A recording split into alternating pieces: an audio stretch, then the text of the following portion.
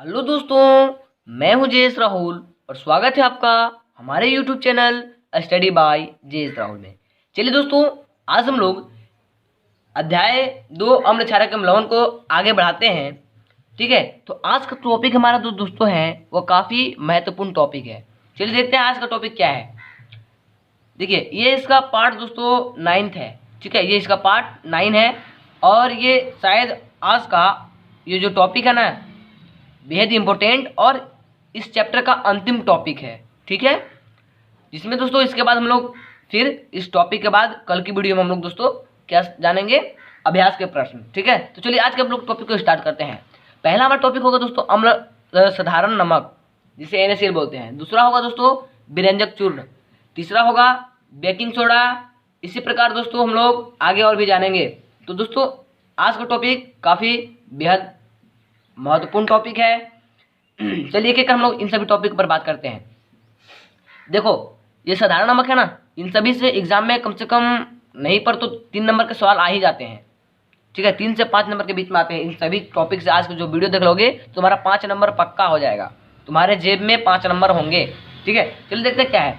बोला दोस्तों कि हाइड्रोक्लोरिक अम्ल। देखिए, साधारण नमक का ये कैसे बनता है, इसका उपयोग क्या है, इसे हम लोग जानेंगे। ठीक है, देखो हाइड्रोक्लोरिक अम्ल, ठीक है, कौन से अम्ल, हाइड्रोक्लोरिक अम्ल एवं सोडियम हाइड्रोक्साइड के विलयन की अभिक्रिया से उत्पन्न लवण को सोडियम क्लोराइड कहते हैं। आपको दोस्तों देखिए, हाइड्रोक्लोरिक अम्ल यानी कि HCl एवं सोडियम हाइड्रोक्साइड के विलयन की अभिक्रिया से, यानी कि जो अम्ल, ये देखिए ये अम्ल है और ये क्षारक है, ये दोनों का अभिक्रिया से बनता है। ठीक है, जो कि NaCl का निर्माण होता है, जो कि साधारण नमक का निर्माण होता है, सोडियम क्लोराइड। ठीक है, तो ये बात आपको समझ में आ गई होगी दोस्तों कि इसका निर्माण कैसे होता है। हाइड्रोक्लोरिक अम्ल एवं सोडियम हाइड्रोक्साइड NaOH और HCl जब दोनों अभिक्रिया करते हैं ना, उसके बाद ये साधारण नमक जो होता है सोडियम क्लोराइड का निर्माण होता है। अब दोस्तों देखिए, साधारण नमक का रासायनिक सूत्र NaCl एवं रासायनिक नाम सोडियम क्लोराइड होता है। ये सब चीज़ आपको याद रखने होंगे। कोई आपसे पूछेगा कि साधारण नमक का रासायनिक सूत्र क्या होता है, तो NaCl, और इसका रासायनिक नाम क्या होता है, तो सोडियम क्लोराइड। ये सब याद रखना है। देखो Na हो गया, Na क्या होता है, सोडियम, और Cl क्लोराइड, इसका रासायनिक नाम क्या होगा, सोडियम क्लोराइड, और इसका सूत्र है NaCl। जो जब सूत्र याद है तो यह क्या हो जाएगा, ये भी याद हो जाएंगे। बिल्कुल आपको यहीं पे याद हो जाएगा दोस्तों, साधारण नमक NaCl। ठीक है, इसका निर्माण कैसे होता है, तो फिर से समझ लो, हाइड्रोक्लोरिक अम्ल और जब सोडियम हाइड्रोक्साइड जब दोनों अभिक्रिया करते हैं तब इसका निर्माण होता है। दूसरा दोस्तों हम लोग देखेंगे साधारण नमक का उपयोग। ये देखिए, ये भी इसी में। ठीक है, तो देखिए इसका उपयोग हमारे दैनिक जीवन में उपयोग होने वाले कई पदार्थों जैसे sodium hydroxide, baking soda, washing soda, विरंजक चूर्ण इत्यादि के लिए एक महत्वपूर्ण कच्चे पदार्थ के रूप में होता है। देखिए, ये सभी पदार्थ को बनाने के लिए जो कच्चा पदार्थ होता है ना, उसके लिए ये उपयोग में आते हैं। ठीक है दोस्तों, तो इसे आप थोड़ा सा स्क्रीनशॉट ले लो। ठीक है, चलो अब हम लोग उस तरह देखते हैं दोस्तों विरंजक चूर्ण। इससे तो दोस्तों प्रश्न आते ही आते हैं। ठीक है, यह काफ़ी बेहद इंपॉर्टेंट है विरंजक चूर्ण। देखो विरंजक चूर्ण का क्या होता है, देखो विरंजक चूर्ण का सूत्र, देखो विरंजक चूर्ण का सूत्र CaOCl2 होता है, यानी कि कैल्शियम ऑक्सीक्लोराइड है। ये देखो Ca से कैल्शियम, O से ऑक्सी, Cl2 से क्लोराइड। इसका रासायनिक नाम कैल्शियम ऑक्सीक्लोराइड है। इसे ब्लीचिंग पाउडर भी कहते हैं। याद रखना दोस्तों, इसे ब्लीचिंग पाउडर भी कहते हैं। आज की दोस्तों वीडियो जो है थोड़ा सा भी स्किप आप लोग मत कीजिएगा, क्योंकि अगर आज की वीडियो थोड़ा सा भी स्किप किया तो आपका 5 नंबर चला जाएगा। इसलिए दोस्तों आप लोग आज की वीडियो बड़े ही ध्यान से देखिए और समझिए, क्योंकि यह आज बेहद इंपॉर्टेंट टॉपिक है। चलो देखते हैं फिर से। देखो विरंजक चूर्ण का सूत्र CaOCl2 होता है। इसका रासायनिक नाम कैल्शियम ऑक्सीक्लोराइड है। इसे ब्लीचिंग पाउडर भी कहते हैं। ठीक है, अब देखो हम लोग इसका निर्माण देखते हैं, इसका निर्माण कैसे होता है। ठीक है, देखो शुष्क बुझा हुआ चूना पर, कौन से, शुष्क बुझा हुआ चूना पर क्लोरीन की अभिक्रिया से विरंजक चूर्ण का निर्माण होता है। देखो दोस्तों, जो शुष्क बुझा हुआ चूना होता है ना, जैसे मैं आप लोग इसका एग्जांपल देखो यहाँ पे CaOH का होल 2 प्लस Cl2, इसे क्या कहते हैं? इसमें हम लोग जो घर लाते हैं चूना, घर को पोचारा करने के लिए, पेंट करने के लिए, तो जो उसे हम लोग जल में उसे डालते हैं, उससे क्या, उबालने के लिए। तो उबलने के बाद जो बनता है दोस्तों, उसे बोलते हैं CaOH का होल 2, शुष्क बुझा हुआ चूना ना। उस पर जब क्लोरीन का विक्रिया होता है दोस्तों, तब ये CaOCl2 बनता है और H2O गैस जल बनता है, जल का निर्माण होता है। ठीक है, तो ये आप लोग अभिक्रिया याद रखना, ये चीज। चलो इसका थोड़ा सा आप लोग स्क्रीनशॉट ले लो, थोड़ा सा इसका। ठीक है, इससे आप लोग दोस्तों, अगर आपको ये बात एक बार में नहीं समझ में आती है तो इसे 2 बार समझो, वीडियो दोबारा देखो, क्योंकि आज का वीडियो इंपॉर्टेंट है, इसे अभी ही आपको याद कर लेना है। ठीक है, अब हम लोग देखते हैं दोस्तों इसका उपयोग, विरंजक चूर्ण का उपयोग, ये देखते हैं। ठीक है, कि आखिर विरंजक चूर्ण का क्या उपयोग होता है। चलिए तो इस टॉपिक में हम लोग बात करते हैं। देखो, पहला है कि पीने वाले जल को जीवाणुओं से मुक्त करने के लिए रोगाणुनाशक के रूप में।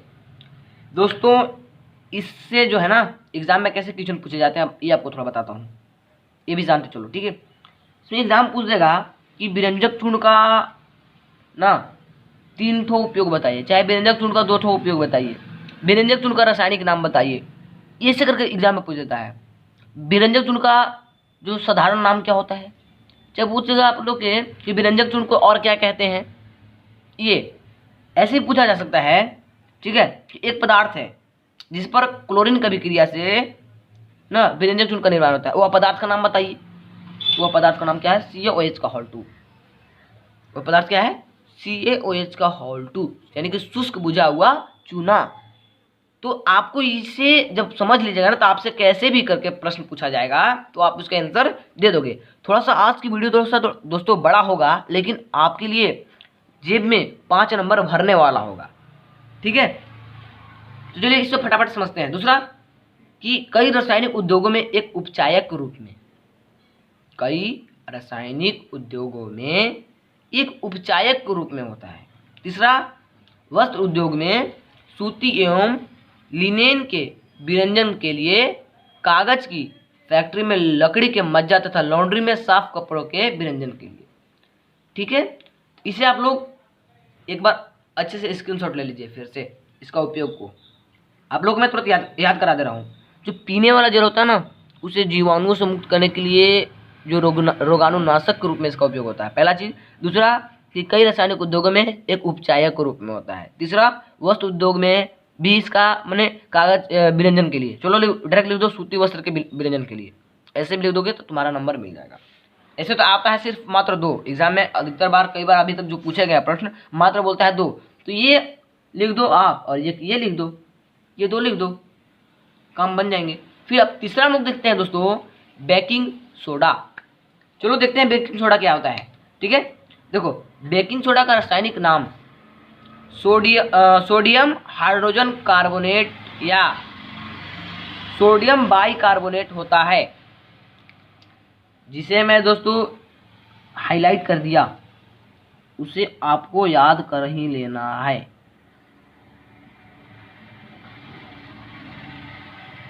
ठीक है, ये काफी इंपॉर्टेंट है, मैं आपको बार बार ये बात बता रहा हूं। ठीक है, बेकिंग सोडा का रासायनिक नाम सोडियम हाइड्रोजन कार्बोनेट या सोडियम बाइकार्बोनेट होता है। ठीक है, इसका सूत्र NaHCO3 होता है। इसका सूत्र क्या होता है? NaHCO3। ये देखो, Na से सोडियम, H से हाइड्रोजन और CO3 से कार्बोनेट, ऐसे समझ लो। देखो, अब जानते कि यह क्या होता है। देखो, यह एक दुर्बल असंक्षारक होता है, असंक्षारक क्षारक होता है। ठीक है, यह क्या होता है? दुर्बल असंक्षारक, माने यह इससे संक्षारण नहीं होगा। ठीक है, वह क्षारक होता है। बेकिंग सोडा जो कच्चे पदार्थों में सोडियम क्लोराइड का उपयोग कर इसका निर्माण किया जाता है। तो इसका निर्माण कैसे किया जाता है? तो कच्चे पदार्थों में सोडियम क्लोराइड का उपयोग करके। ये जो बेकिंग सोडा है ना दोस्तों, आप लोग इसे जानते हैं। वैसे नेम से नहीं जानते, इस नेम से, लेकिन इससे हम लोग एक और इसका नाम होता है मीठा सोडा या खाने वाला सोडा, जिसे हम लोग अपने घर में भी उपयोग करते हैं खाने वाला सोडा का ना, वही है बेकिंग सोडा, उसे ही कहते हैं। तो कई लोग इसमें, आप लोग ये बात नहीं जान रहे होंगे और कई लोग तो जानते भी होंगे। चलिए इसका हम लोग उपयोग देखते हैं।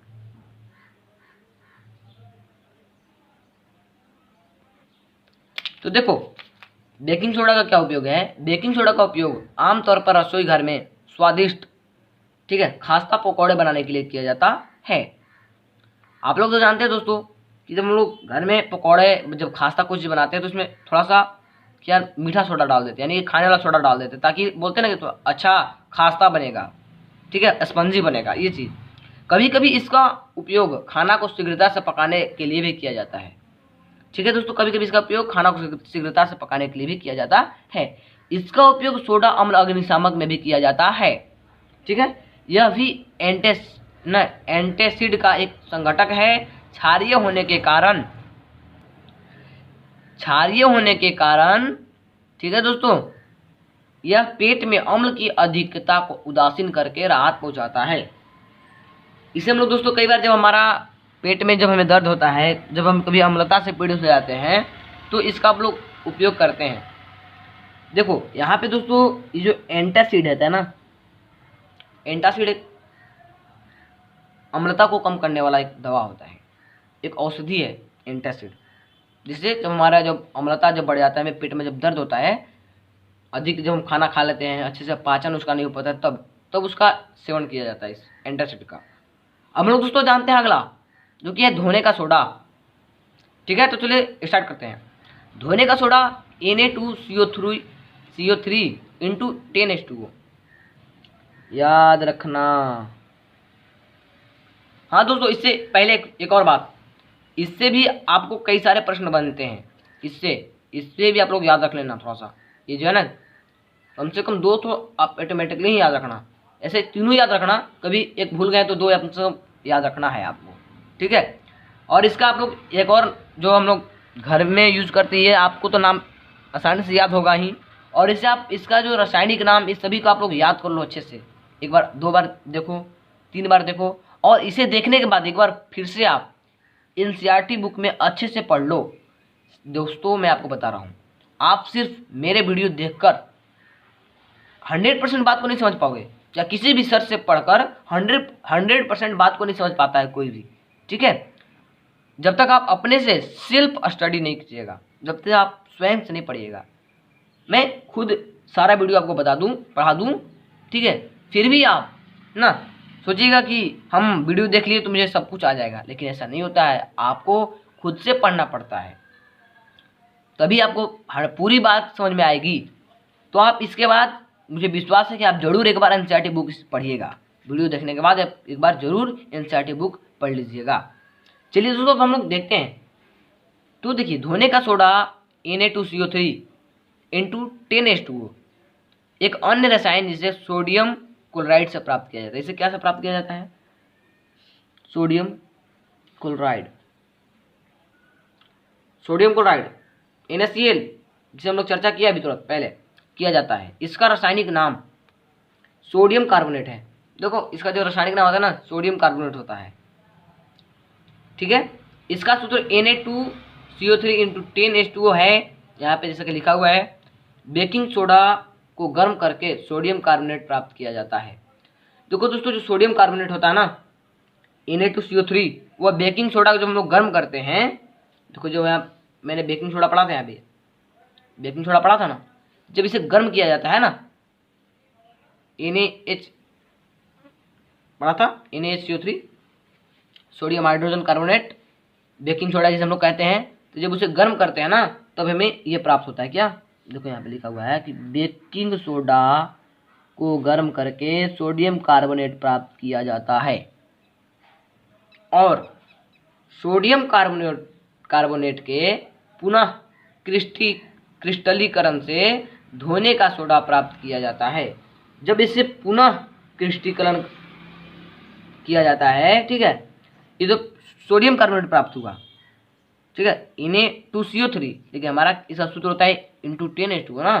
तो इसका जब फिर से हम लोग सोडियम जो कार्बोनेट है इसे जब पुनः जब क्रिस्टलीकरण करेंगे, क्रिस्टलीकरण, उसे धोने का सोडा प्राप्त होता है। यानी कि पहले में Na2CO3 प्राप्त होता है, जब इसे इसका क्रिस्टलीकरण करते हैं तो Na2CO3 × 10H2O प्राप्त होता है। समझ में आ गई बात? यह एक क्षारकीय लवण होता है, यह एक क्षारकीय लवण होता है। ये लवण है, ये सब लवण है, जितने भी मैंने पढ़ा ये लवण है, लेकिन ये क्षारकीय लवण होता है। मैं आपको बताया कि अम्लीय लवण होता है, उदासीन लवण होता है, क्षारकीय लवण होता है। ठीक है, तो दोस्तों मैं आपको एक बार फिर से रिक्वेस्ट कर रहा हूँ कि आप इसे पढ़ने के बाद एक बार जरूर एनसीईआरटी बुक पढ़िएगा, तभी आपको पूरी बात और अच्छे से समझ में आएगी। अभी आप शायद 50% बात को समझ रहे होंगे, अब बाकी 50% बात आप एनसीईआरटी बुक को पढ़कर समझ लीजिएगा। चलिए हम लोग देखते हैं अगला टॉपिक, धोने का सोडा का उपयोग। यही टॉपिक का अगला भाग, धोने का सोडा का उपयोग। देखिए, धोने का सोडा का उपयोग तो आप लोग जानते होंगे, सोडियम कार्बोनेट का उपयोग कांच, साबुन एवं कागज उद्योगों में होता है। सोडियम कार्बोनेट, ठीक है, इसका इस्तेमाल बोरेक्स जैसे सोडियम यौगिक के उत्पादन में होता है। सोडियम कार्बोनेट का उपयोग घरों में साफ सफाई के लिए होता है, ये तो आप लोग जानते हैं, हर कोई जानता है। अच्छा, लेकिन इसमें जो ये दोनों बात है ना दोस्तों, थोड़ा सा ध्यान देना, एक बात ये और एक बात ये दोनों तुमको याद रख लेना। और सबसे बड़ी बात ये होता, ये आपको वेरी वेरी इंपॉर्टेंट है कि जल की अस्थायी कठोरता को हटाने के लिए किसका उपयोग किया जाता है, तो यही सोडियम कार्बोनेट का उपयोग किया जाता है। ये नहीं बोला कि धोने का सोडा का उपयोग किया जाता है। देखो, धोने का सोडा का सूत्र अलग होता है और सोडियम कार्बोनेट का अलग होता है। ठीक है, चूंकि यह धोने का सोडा सोडियम कार्बोनेट के क्रिस्टलीकरण से प्राप्त किया जाता है, इसलिए हम लोग इसे आमतौर पर सोडियम कार्बोनेट का ही उपयोग लिखते हैं। ठीक है, तो जल की स्थायी कठोरता को हटाने में इसका उपयोग होता है और सोडियम कार्बोनेट, और इसका उपयोग घरों में साफ सफाई के लिए होता है। तो ये चीज़ तो आपको, ये दोनों चीज़ अभी के अभी याद हो गए होंगे, तो दो ही चीज़ याद रखना है। ठीक है, और बाकी ये दोनों याद रख लोगे तो और अच्छा, दोनों याद और अच्छा हो जाएंगे तुम्हारे लिए। अब हमारा जो लास्ट टॉपिक है ये है, क्योंकि बेहद इंपॉर्टेंट होने वाला है ये भी। लास्ट टॉपिक है प्लास्टर ऑफ पेरिस। क्या होता है प्लास्टर ऑफ पेरिस? देखो, प्लास्टर ऑफ पेरिस का सूत्र CaSO4 × 1/2H2O होता है। इसका रासायनिक नाम कैल्शियम सल्फेट, क्या होता है, कैल्शियम सल्फेट और अर्ध हाइड्रेट या हेमीहाइड्रेट होता है। मैं आपको बार बार बोल रहा हूँ, थोड़ा सा ध्यान से देखो, ठीक है, और समझने का प्रयास करो। ठीक है, प्लास्टर ऑफ पेरिस का सूत्र CaSO4 × 1/2H2O होता है। इसका रासायनिक नाम कैल्शियम सल्फेट और अर्ध हाइड्रेट या हेमीहाइड्रेट है। इसे जिप्सम को 373 केल्विन ताप पर, इसमें सबसे बेहद इंपॉर्टेंट ये है, इसे जिप्सम को 373 केल्विन ताप पर गर्म करके बनाया जाता है। कई बार ये प्रश्न पूछे गए हैं बोर्ड एग्जाम में कि प्लास्टर ऑफ पेरिस का निर्माण कैसे होता है, प्लास्टर ऑफ पेरिस कैसे बनाया जाता है। या तो बोल देगा आपसे कि 373 केल्विन ताप पर गर्म करने से क्या बनता है, तो जिप्सम का निर्माण होता है। किसका निर्माण होता है, तो जिप्सम का, जिसमें आप देख लो अभी क्रिया भी यहाँ पे है, क्या है, CaSO4 × 1/2H2O है ना। जब इसे गर्म किया जा रहा है, देखो गर्म किया जा रहा है कितना, 373 डिग्री केल्विन ताप पर, तो क्या बन रहे हैं, CaSO4 × 1/2H2O प्लस 1/2H2O। ये चीज, ये जिप्सम का सूत्र है दोस्तों। ये किसका सूत्र है, थोड़ा इसको देख लेना। ये क्या है, जिप्सम।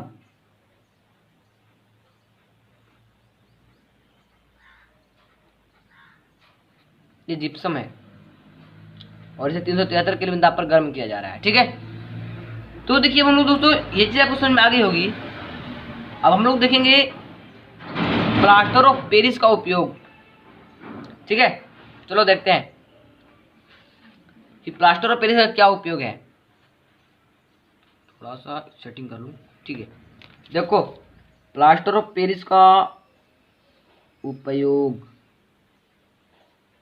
इसका उपयोग शल्य चिकित्सा में टूटी हुई हड्डियों को बैठाने व जोड़ने में पट्टियों के रूप में किया जाता है। दोस्तों, इसमें कभी कभी आपने देखा होगा, ये तो हर कोई देखे होंगे, जब किसी का हाथ पैर टूट जाता है, जो वाइट जो बंडेज किया जाता है ना, जो, तो वह प्लास्टर ऑफ पेरिस से ही बनाया जाता है। ठीक है, ये बात आपको समझ में आ गई होगी। प्लास्टर ऑफ पेरिस का उपयोग मूर्ति बनाने में, खिलौना बनाने में, सजावट का सामान बनाने में तथा सतह को चिकना बनाने में किया जाता है। ये दोनों चीज इंपॉर्टेंट है, थोड़ा सा स्क्रीनशॉट एक बार ले लो अच्छे से। चलो अब ले लो स्क्रीनशॉट, या तो इसे आप लोग लिख भी सकते हो, लिख लो साथ में, कोई दिक्कत नहीं। वीडियो को पुश करके लिख लो इस बात को। इसका उपयोग शल्य चिकित्सा में टूटी हड्डियों को बैठाने व जोड़ने में पट्टियों के रूप में किया जाता है। और प्लास्टर ऑफ पेरिस का उपयोग मूर्ति बनाने में, खिलौना बनाने में, सजावट का सामान बनाने में तथा सतह को चिकना बनाने में किया जाता है। अब दोस्तों जो हम लोग आगे देखेंगे, यहाँ पे ये देखो नोट में मैंने लिख रखा है कि प्लास्टर ऑफ पेरिस में जल मिलाने से यह पुनः कठोर पदार्थ जिप्सम बन जाता है। देखिए, जिप्सम को जब हम लोग 373 केल्विन ताप पर गर्म करते हैं तो प्लास्टर ऑफ पेरिस बनता है, और जब प्लास्टर ऑफ पेरिस को पुनः, ठीक है, जब प्लास्टर ऑफ पेरिस को पुनः जब जल में मिलाते हैं तो क्या बन जाता है, फिर से कठोर जिप्सम बन जाता है। जैसे मैं देख लो, ये जो अभिक्रिया है थोड़ा इंपॉर्टेंट है, कई बार एग्जाम में आता है कि प्लास्टर ऑफ पेरिस के जल के साथ अभिक्रिया को लिखें। पहला नंबर तो जिप्सम से प्लास्टर ऑफ पेरिस बना, और प्लास्टर ऑफ पेरिस देखो यहाँ पे प्लास्टर ऑफ पेरिस का सूत्र ये है CaSO4 × 1/2H2O। जब जल के साथ यानी कि 1:1/2H2O के साथ जब अभिक्रिया करेगा तो क्या बनाएगा, फिर से जिप्सम, वही कठोर पदार्थ जिप्सम बन जाता है। दोस्तों यही कारण है कि प्लास्टर ऑफ पेरिस को आर्द्र रोधी बर्तन में रखा जाता है। ये बेहद इंपॉर्टेंट है, आपको बेहद इंपॉर्टेंट, इससे लिख लो VVI, ठीक है, VVI। ओके, तो क्या होता है ये बात समझ लो। जब ये आगे जब जाओगे ना अभ्यास के प्रश्न में, तो ये प्रश्न है तुम्हारा, ये प्रश्न दिया है कि प्लास्टर ऑफ पेरिस को आर्द्र बर्तन में क्यों रखा जाता है। तो यही कारण है कि प्लास्टर ऑफ पेरिस को हम लोग आर्द्र बर्तन में रखते हैं। चलो हम लोग देखते हैं नेक्स्ट क्या है, क्रिस्टलन का जल। थोड़ा सा दोस्तों आपके बुक्स में ये चीज़ दिया हुआ है ना, तो इसलिए मैं सोचा कि आपको मैं थोड़ा बता दूं। लवण के एक सूत्र इकाई में जल के निश्चित अणुओं की संख्या क्रिस्टलन का जल, संख्या को क्रिस्टलन का जल कहते हैं। ये आपको लिए एक्स्ट्रा नॉलेज है। क्या है, एक्स्ट्रा नॉलेज। क्रिस्टलन का जल, लवण के एक सूत्र इकाई में जल के निश्चित अणुओं की संख्या क्रिस्टलन का जल कहते हैं। और दोस्तों एक और बात जो कि फैक्ट है, आपकी किताब में है, क्या फैक्ट है, किस गैस के कारण पाव रोटी या ब्रेड या केक फूला या उभर जाता है, फूल या उभर जाता है तथा मुलायम एवं स्पंजी हो जाता है। दोस्तों जो हम लोग पाव रोटी या ब्रेड लेते हैं तो देखते हो कितना स्पंजी होता है, मुलायम होता है, तो वो किस गैस के कारण होता है, तो वह होता है दोस्तों कार्बन डाइऑक्साइड। आपको विश्वास नहीं हो रहा है, कार्बन डाइऑक्साइड, ऐसा क्या, तो जी हाँ ये सही बात है, आपको बुक में भी ये चीज़ दिया हुआ है, तो थोड़ा सा ये चीज़ आप लोग ध्यान रखना। चलिए दोस्तों, थैंक्स फॉर वाचिंग। आज का ये हम लोग इस चैप्टर का ये लास्ट टॉपिक था। अब हम लोग कल अभ्यास के प्रश्न करेंगे। तो दोस्तों मैं आपको एक बार अंतिम में एक बार फिर से एक बार बता दे रहा हूँ कि आप लोग एक बार जरूर वीडियो के देखने के बाद NCERT बुक पढ़िए, ठीक है। थैंक्स फॉर वॉचिंग दोस्तों, जय हिंद, वंदे मातरम।